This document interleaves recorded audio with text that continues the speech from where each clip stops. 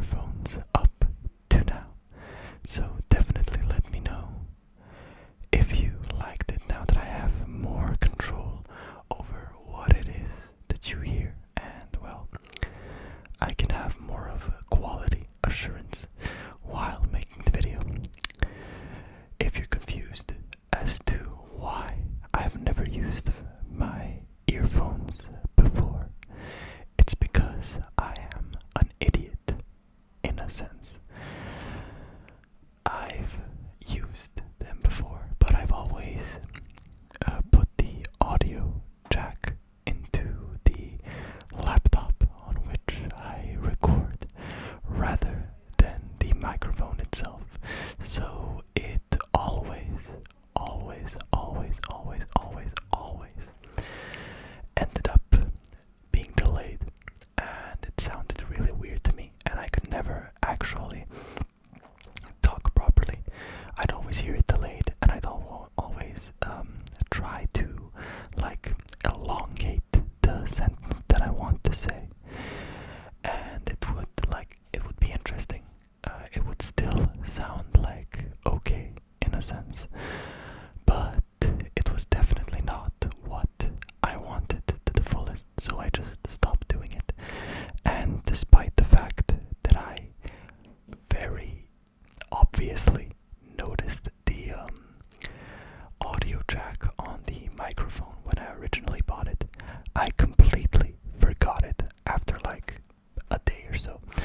Or the other choice, which is that I basically just forgot that I already tested it, which I can't really remember doing, so I can't really say which one it was exactly, because I just don't know at this point. But in both cases, I'm kind of the idiot, so I'm hoping that I can improve all of my ASMR by using these these earphones. I've seen plenty of other ASMR artists do a similar thing while holding these earphones in their ears to like improve what they're saying and to actually do it in a better way, though I've also seen many that don't, so it's a question. I'm not exactly sure if it's actually that useful as I think that it is, but I do think that it is, and that I've just been neglecting my duties. In any case, even if it's not actively useful for like doing videos and using them during video recording and such, I still think it's probably quite useful for testing out the microphone without needing to always record and then just listen afterwards, but rather just hearing it from the exact moment. Hopefully you guys don't troll me in the comments for being so stupid. And I still think that this can be great. So I can't actually explain to you guys how glad I am that I remembered this, because I really felt like it was weird that I could never like sound test what I was doing and making, and I'm glad that I now have an option to do that. I've also just noticed that I probably move around way too much sometimes, but in this case I move around even more than I usually do, just because I have the earphones on, so like I'm going at like a tempo that I'd expect someone else to go at as well. And yeah, definitely a period of getting used to and just adapting to these bonuses that I forgot existed. If you listened to me ramble up to here, thank you for listening. I hope that you're enjoying this, and definitely let me know if you like enjoy even more close-up whispers than this. Like, I feel like when I'm really, like I'm exactly in the actual microphone, it can sometimes be very very, very loud or very like disturbing, because certain noises can really, really like trigger the microphone and make these like crackling sounds that you can hear periodically. But I definitely think that close-up whispering in itself is an extremely good trigger, and I think that it can help out a lot with tingle immunity with some people, especially when it's done like far away and then close up and then far away and then close up again. So yeah, I'm really excited. I'm really, really, really, really, really, really, really excited right now for my prospects in the future. I've recently reached the 10k subscribers, and yeah, think about it. I've reached 10k subscribers without ever putting my earphones in my goddamn microphone. That is either pure luck. I think it's just pure stupidity in a sense. Don't get me wrong. I don't think I'm an idiot. Like I'm like really stupid, but it's just just a really stupid thing to do in my opinion, and like not remember it. But yeah. Sorry if I've been talking quite fast. It's, as I said, a adaptation period, so I definitely need to get used to hearing my own voice in my head, but through a earphone rather than my ears. 'Cause definitely different. Like, of course, I think we all know that we sound different when we hear our own recording rather than how we hear it from our own ears. Of course, that's partially because a lot of the sound that comes out of our mouth never directly reaches our ears, just because reflection and reflecting sounds can only our ear can only register so much of the reflection. Even if it bounces off a million times and ends up coming to our ear, it'll probably be significantly at a lower volume than it was previously, and like probably also distorted depending on what it went through. I'm talking like a very physics-based type of viewpoint, since I recently had like last year and the year before that, or the semester before that, we had a class that was basically exactly that. It was sound and not exactly sound. It was more of like it was sound design. So we talked mostly about how some of the characteristics of sound. It wasn't really a physics type of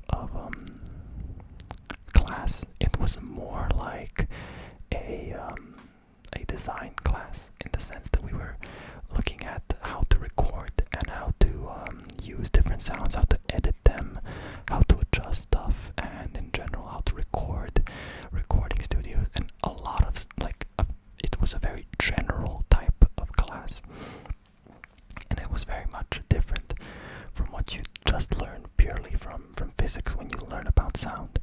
And we did redo some of the stuff that we did in high school about sound that I did remember, like wavelengths and why did I forget everything else? Thresholds and a bunch of filters and stuff that we talked about even before, but also a bunch of other stuff like reflections and how sound actually works as far as our ears go, as well as how they are digitally. What is the perception of a computer when it hears sound? How can a computer even comprehend what sound is or reproduce it in a sense? So a lot of that, and it might sound interesting when I say it like this, or it might sound boring to you. It depends on the person, of course. But it was definitely at the time kind of boring, at least when my professor talked about it, depending on the lecture itself, just because it's kind of supposed to be specifically made for us as a game design student, video game design student. We expected it to be related to video games, but it was mostly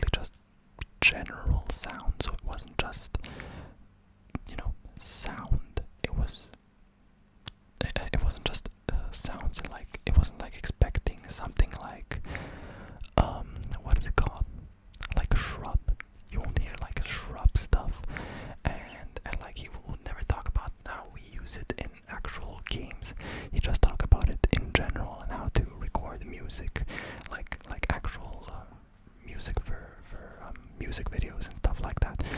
So it kind of felt weird in that sense, but in the end we did recognize that it was in certain areas very useful to us.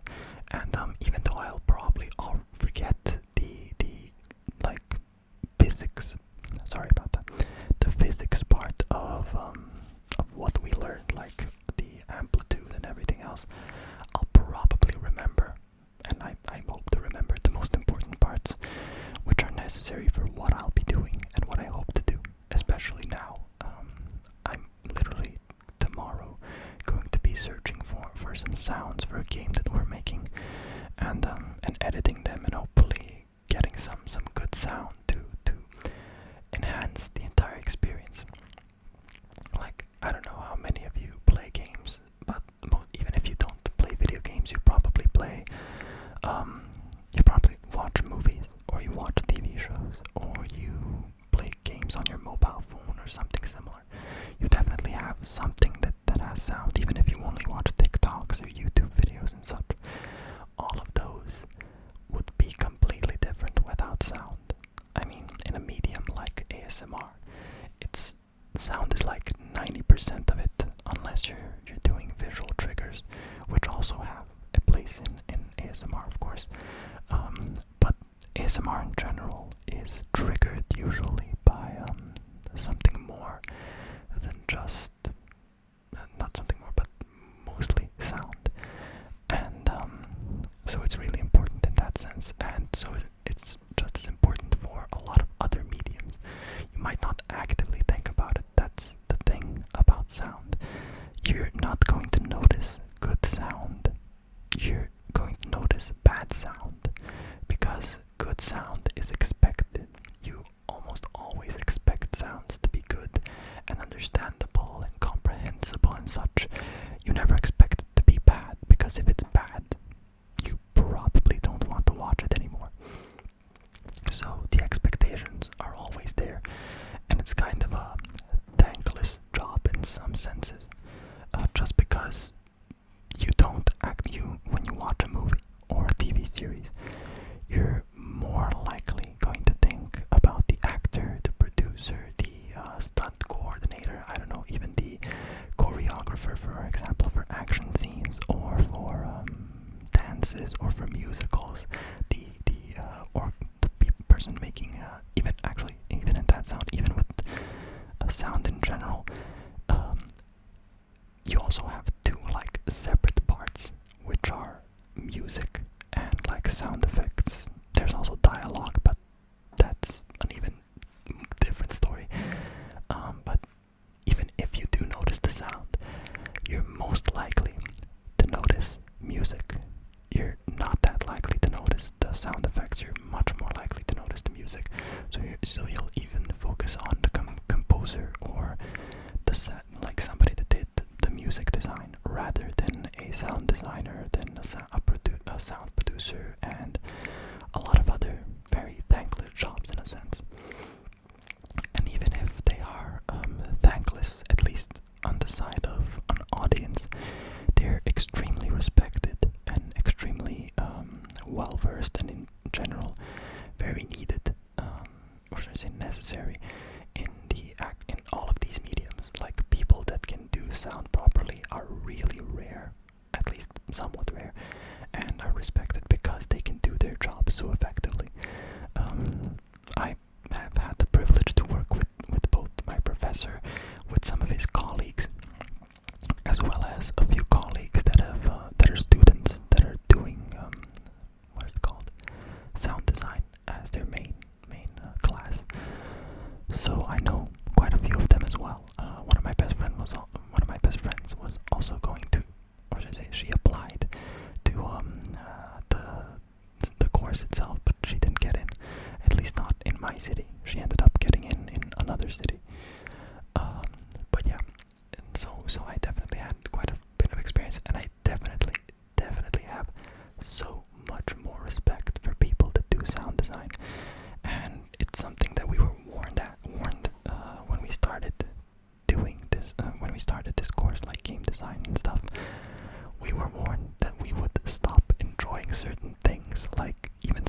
games, sometimes movies, TV shows and stuff, because we would start analyzing everything because of the stuff that we're learning.